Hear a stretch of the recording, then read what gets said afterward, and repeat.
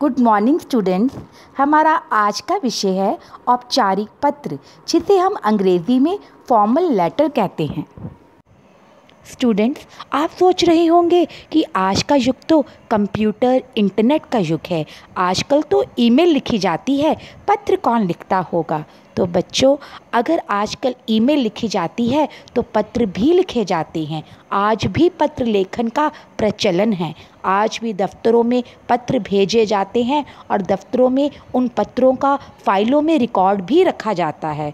और स्टूडेंट, ये पत्र लेखन एक कला है। इसी कला को सिखाने का प्रयास कक्षाओं में किया जाता है और आपकी इस कला की परीक्षा भी ली जाती है। बच्चों, आपको परीक्षा में पत्र लेखन 5 अंकों का आता है और आपके पत्र लेखन का मूल्यांकन इन आधारों पर किया जाता है कि आपके पत्र के प्रारूप अर्थात फॉर्मेट के 2 अंक होते हैं और कंटेंट, जिसे हिंदी में विषय वस्तु कहते हैं, सब्जेक्ट मैटर इंग्लिश में कहते हैं, उसके 2 अंक होते हैं और भाषाई शुद्धता का 1 अंक होता है। हमें आशा है कि ये वीडियो देखने के बाद आप किसी भी दिए गए विषय पर एक अच्छा औपचारिक पत्र लिख पाएंगे। क्या कर रही हो जैसिका, तुम क्या कर रही हो? एडी, मैं एक औपचारिक पत्र लिख रही हूँ। औपचारिक पत्र? औपचारिक पत्र कौन से होते हैं? औपचारिक पत्र वे पत्र होते हैं जो हम किसी प्रिंसिपल को या किसी दफ्तर के ऑफिसर को लिखते हैं, जैसे नगर निगम अधिकारी को पत्र लिखना, बैंक के मैनेजर को पत्र लिखना या किसी अखबार के एडिटर को पत्र लिखना। ओके, ये बात है। तो क्या औपचारिक पत्र लिखने के कोई रूल्स भी हैं? अरे वही तो आज मैडम वीडियो में बताने वाले हैं। तो चलो वीडियो देखें। स्टूडेंट्स, औपचारिक पत्र लिखते समय हमें कुछ बातों का ध्यान रखना चाहिए। जैसे औपचारिक पत्र संक्षेप में, शॉर्ट में लिखना चाहिए। इसमें टू द पॉइंट बात करनी चाहिए, अननेसेसरी डिटेल नहीं देनी चाहिए और ऐसे पत्रों में हालचाल आदि नहीं पूछा जाता है। और ऐसे पत्र हमें एक ही पेज में और कम से कम 2 पैराग्राफ बनाकर लिखना चाहिए। ऐसे पत्रों में तिथि, विषय, धन्यवाद ज़रूर लिखा जाता है और ऐसे पत्रों में शुरू और अंत का हिस्सा पेज के लेफ्ट हैंड साइड में और मार्जिन लाइन के साथ लिखा जाता है। आइए अब हम फॉर्मल लेटर का, औपचारिक पत्र का प्रारूप देखें।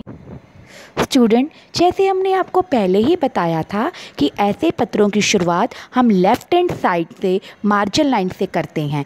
अतः हम सबसे पहले लेफ़्ट हैंड साइड में मार्जिन लाइन के साथ परीक्षा भवन लिखेंगे, अगली लाइन में डैश डैश शहर लिखेंगे और अगली लाइन में डेट लिखेंगे। बच्चों, ये पता पत्र लिखने वाले का पता होता है, इसलिए अगर आपको प्रश्न पत्र में कोई पता दिया है तो आप इसकी जगह वह पता लिखेंगे, नहीं तो ये लिखेंगे। और इस बात का ध्यान रखिएगा कि आपको परीक्षा में पत्रों में अपनी आइडेंटिफिकेशन नहीं बतानी है, अर्थात अपने शहर का नाम, अपना नाम नहीं बताना है। इसलिए शहर की जगह आप डैश डैश शहर लिखेंगे और अपने नाम की जगह क ख ग लिखेंगे। तो स्टूडेंट, जब हमने परीक्षा भवन, डैश डैश शहर, डेट लिख ली तो उसके बाद हम अगली लाइन में लिखेंगे सेवा में। सेवा में के बाद अगली लाइन में हम उस पोस्ट का नाम लिखेंगे जिसे हम पत्र लिखना चाहते हैं।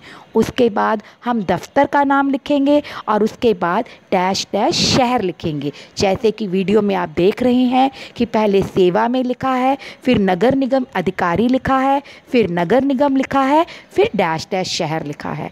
उसके बाद हम विषय लिखेंगे। विषय के अंतर्गत हम ये लिखेंगे कि हम किस विषय पर पत्र लिख रहे हैं, जैसे छात्रवृत्ति के लिए, जुर्माना माफ़ी के लिए, पानी की उपलब्धि के लिए आदि। उसके बाद हम श्रीमान जी लिखेंगे। फिर हम पत्र लिखना शुरू करेंगे। पत्र की शुरुआत इस तरह करेंगे, सविनय निवेदन है कि मेरा नाम क ख ग है। और उसके बाद अंत में आप धन्यवाद लिखेंगे। धन्यवाद के बाद आप भवदीय लिखेंगे और उसके बाद क ख ग लिखेंगे। भवदीय का अर्थ होता है आपका। और इस बात का ध्यान रखिएगा कि आपका पत्र कम से कम 2 पैराग्राफ में स्टूडेंट, अब हम देखेंगे कि अगर प्रश्न पत्र में पता दिया हो तो हमें पत्र की शुरुआत कैसे करनी चाहिए। जैसे प्रश्न पत्र में मान लीजिए आपको प्रश्न दिया है कि आप मयंक केंद्रीय विद्यालय पीतमपुरा दिल्ली में 10वीं कक्षा के छात्र हैं। पिता का व्यवसाय बंद होने के कारण विद्यालय के प्राचार्य को छात्रवृत्ति के लिए प्रार्थना पत्र लिखें। तो हम इसकी शुरुआत करेंगे परीक्षा भवन। अब हम डैश शहर की जगह दिल्ली लिखेंगे, क्योंकि हमें प्रश्न पत्र में बताया गया है कि हम दिल्ली के स्कूल में पढ़ते हैं। और दिल्ली लिखने के बाद हम तिथि लिखेंगे और उसके बाद हम लिखेंगे सेवा में, फिर लिखेंगे प्रधानाचार्य जी, फिर लिखेंगे केंद्रीय विद्यालय, क्योंकि हमें प्रश्न पत्र में बताया गया है। और उसके बाद हम लिखेंगे दिल्ली। ये सारा पता हमें प्रश्न पत्र में दिया गया था, इसलिए हम वही पता जो है यहाँ पर यूज़ करेंगे। अगर हम वह पता यूज़ नहीं करेंगे तो हमारे अंक कट सकते हैं, इसलिए हम वह पता ज़रूर यूज़ करेंगे। और उसके बाद लिखेंगे विषय, जैसे हमने लिखा है छात्रवृत्ति के लिए। उसके बाद लिखेंगे श्रीमान जी, फिर हम पत्र की शुरुआत करेंगे और अंत में हम लिखेंगे धन्यवाद भवदीय। और भवदीय के बाद आप अपना नाम यहाँ क ख ग नहीं मयंक लिखेंगे, क्योंकि आपको प्रश्न पत्र में मयंक नाम दिया गया है। स्टूडेंट्स, हमें आशा है कि अब आप औपचारिक पत्र लिख पाएंगे। आपकी सुविधा के लिए आपको कुछ औपचारिक पत्रों के सैंपल्स PDF के रूप में भेजे जा रहे हैं। आप उन्हें देखिएगा और औपचारिक पत्र लिखने का अभ्यास कीजिएगा।